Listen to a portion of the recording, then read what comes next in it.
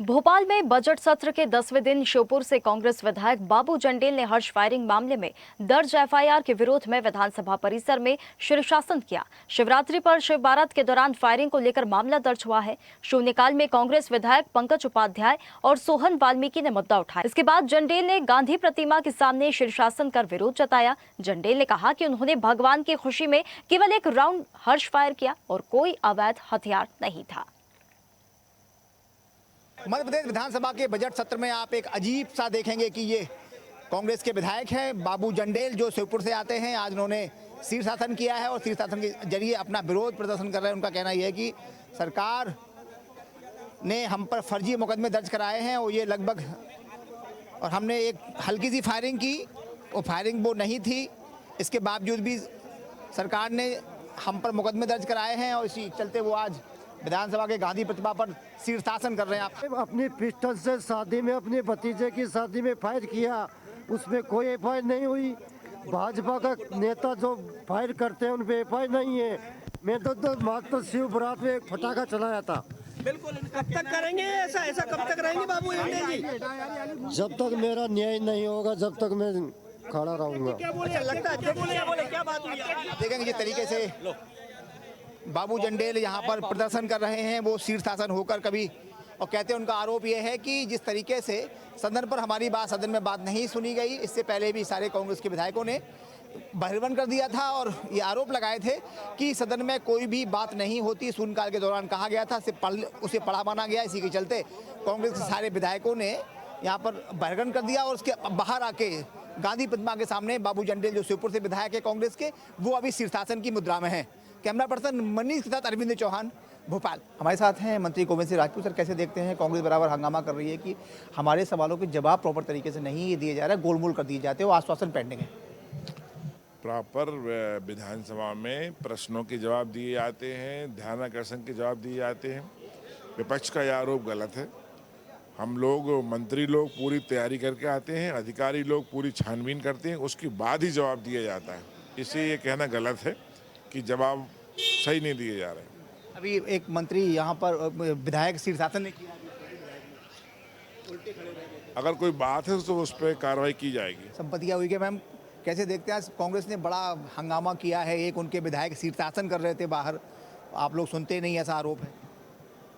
ऐसा नहीं है। जिस तरह से भारतीय जनता पार्टी की सरकार ने और हमारे माननीय मुख्यमंत्री डॉक्टर मोहन यादव जी के नेतृत्व में सरकार बहुत अच्छा काम कर रही है। सबका साथ सबका विकास, जिस तरीके से देश के यशस्वी प्रधानमंत्री की मंशा है, तो सबको लेकर के काम करने वाली ये भारतीय जनता पार्टी की सरकार है, डॉक्टर मोहन यादव जी की सरकार है।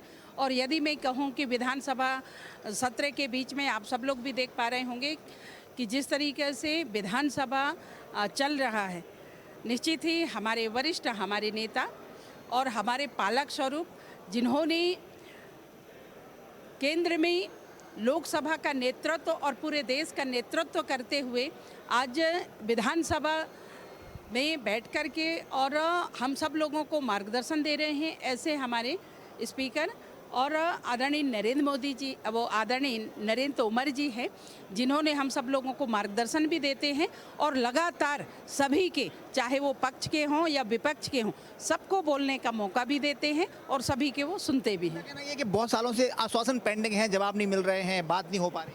अब वो विपक्ष का रोल अदा कर रहे हैं और जिस तरीके से मैं समझ पा रही हूँ कि हमारे माननीय अध्यक्ष जी ने कभी किसी के साथ पक्षपात नहीं करते। माननीय हमारे सभी विधायकों का और हमारे सम्मानित सभी सदस्यों की बात को सुनते हैं और साथ में हमारी सरकार डॉक्टर मोहन यादव जी के नेतृत्व में लगातार सभी के साथ सभी का सहयोग लेते हुए काम कर रहे हैं। हमारे साथ थे संपत्ति हुई के, इनका कहना यह है कि किसी के साथ भेदभाव नहीं किया जा रहा है। विपक्ष का काम होता है सरकार को घेरना, वो अनायास रूप से बिना मतलब के सरकार पर मिथ्या आरोप लगाती रहती है। कैमरा पर्सन मनीष के साथ अरविंद चौहान। सदन की कार्रवाई का कांग्रेस ने आज बहिर्गमन कर दिया है। हमारे साथ कुछ विधायकों ने जानने की कोशिश कर, क्या हुआ? नाराजगी का विषय बिल्कुल जाहिर है कि हमारे बाबू जंडेल विधायक हैं, इनके ऊपर हर्ष फायरिंग को लेकर के एफआईआर दर्ज हो गई और लगातार इनको चिन्हित करके इनके ऊपर एफआईआर होती है। कहीं ना कहीं पे ये टारगेट किया जा रहा है हम कांग्रेस विधायकों को। इसीलिए आज ये शून्यकाल के दौरान हमने सदन में चर्चा की मांग की लेकिन चर्चा इसमें नहीं हुई, इसलिए आज हमने प्रदर्शन किया।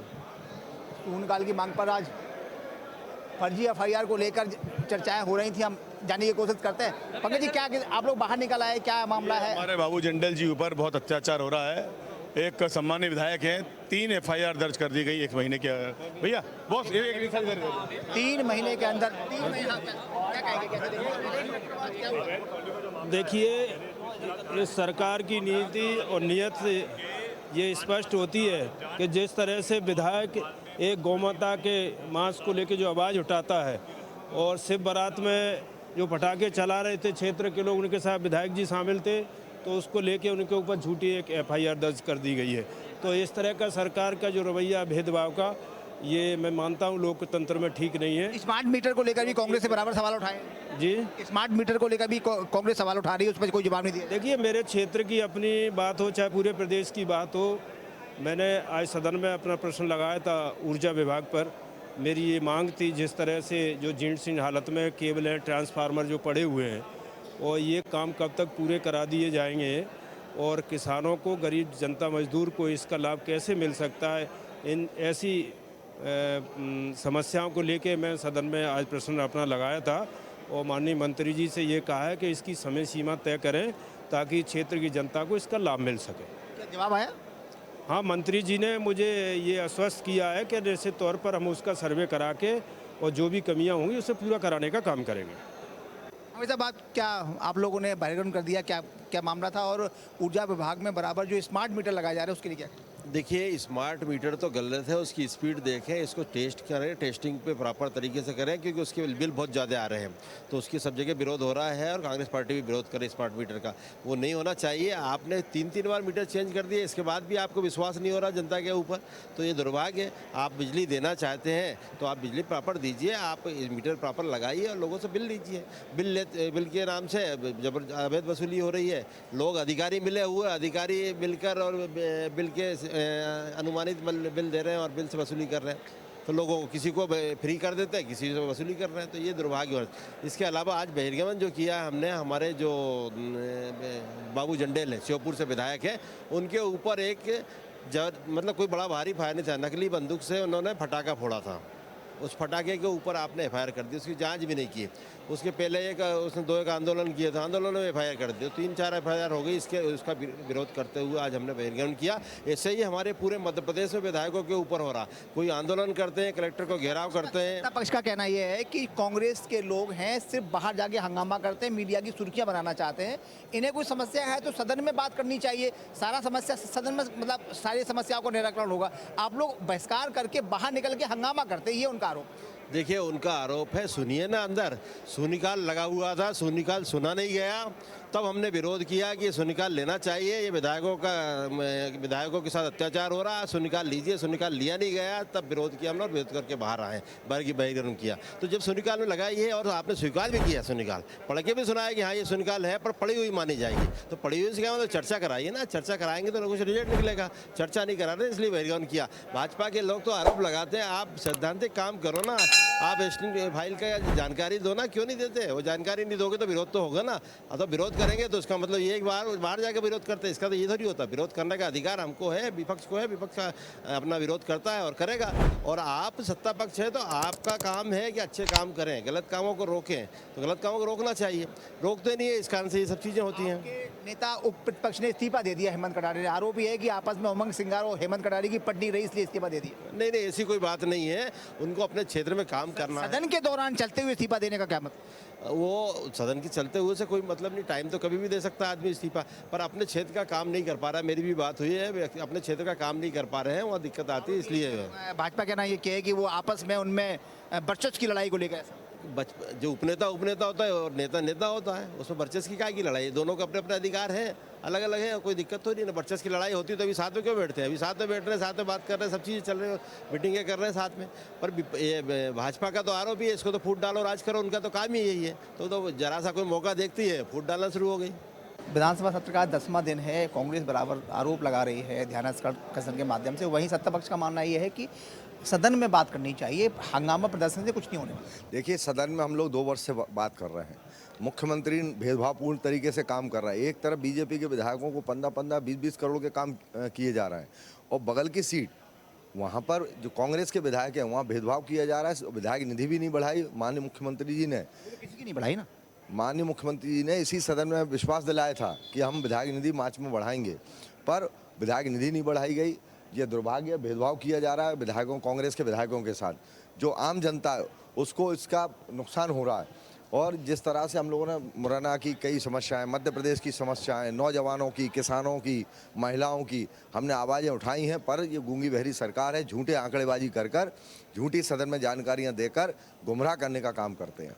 बजट सत्र का 10वां दिन है, क्या कहेंगे, कैसा चल रहा है? और साफ तौर पर आप लोग जो बजट विधायक निधि बढ़ाने की बात जो 1 साल पहले हुई थी, क्या हुआ? देखिए, जिस प्रकार से अभी इस बार के जो बजट सत्र में विभिन्न विषयों पर जो है, महत्वपूर्ण विषयों पर, ज्वलंत मुद्दों पर चर्चा हुई है, और उसमें विशेष रूप से जो भागीरथपुरा का हादसा हुआ, जो छिंदवाड़ा में कब से रब से जो लोगों की मृत्यु हुई, सिंगरौली में जिस प्रकार से आदिवासी भाइयों के अधिकारों का हनन करने का काम हुआ, इस तरह के बहुत ही महत्वपूर्ण निर्णय, बहुत लोक महत्व के विषयों पर चर्चा हुई। निराश्रित गौ माता जो हैं, उन गौ माताओं को लेकर के बड़ी कुछ निकला चर्चा होने। देखिए, यही दुर्भाग्य है कि पिछले 23 सालों से इस सदन के अंदर चर्चाएं तो होती हैं, बातें तो होती हैं, दावे तो होती हैं, लेकिन जो जिम्मेदार लोग हैं, वो जिम्मेदार लोग जनता की समस्याओं का समाधान कैसे हो, जनता का जीवन और कैसे बेहतर हो, उस दिशा में कोई पहल सरकार के द्वारा उठाई हुई दिखाई नहीं देती है। तो ये हम लोग के दुर्भाग्य है। ये सदन इसलिए बनाया गया है कि इस सदन के अंदर समस्याओं के साथ साथ समस्याओं के निराकरण की दिशा में कदम उठना चाहिए। ये एक बहुत बड़ी कमी जो है मुझे पिछले 22 साल 23 साल के जो भारतीय जनता पार्टी का जो कार्यकाल रहा है, सरकार रही है, उसमें ये बहुत बड़ी कमी मुझे दिखाई देती है। कि निधि बढ़ने का जो मामला था, उस पर बात करें। निश्चित रूप से विधायक निधि बढ़नी चाहिए, और इसका आश्वासन जो है सदन के अंदर आसंदी से भी आश्वासन मिला था, और साथ ही साथ जो प्रदेश के मुखिया हैं, उन प्रदेश के मुखिया के द्वारा भी इसमें आश्वासन दिया गया था। और ये सिर्फ सत्ता पक्ष नहीं, विपक्ष और सत्ता पक्ष दोनों के जो विधायक साथी हैं, दोनों की ये मांग है कि ये निधि जो अभी आज के वर्तमान समय में जो जिसमें लागतें लगातार जो बढ़ रही हैं, उससे जो राशि हमारे पास विकास निधि के लिए उपलब्ध है, वो पर्याप्त नहीं है। विधानसभा सत्र का, बजट सत्र का 10वां दिन है। कांग्रेस ने काफ़ी हंगामा किया है कई मुद्दों पर। इसके अलावा और कोई काम हो आप बता दो उनको, तो वो करने लगे बेचारे। उनके पास कुछ चारा नहीं हंगामा करने के अलावा, क्या करें। नहीं, नल जल योजना को लेकर बात हुई है, और भागीरथपुरा में जो हादसा हुआ था उसके ऊपर सबके जवाब दे दिए सरकार ने, और जो दुखद विषय थे उस पर खेद भी व्यक्त किया है। जिन चीज़ों से घटनाओं में लोगों के दिलों को तकलीफ पहुंची है, सरकार ने उसमें भी अपनी सहभागिता सुनिश्चित की है। ताज़ा खबरों के लिए लाइक, फॉलो और YouTube पर सब्सक्राइब कर बेल आइकन दबाएं। साथ ही हर अपडेट के लिए विजिट करें swedeshlive.com।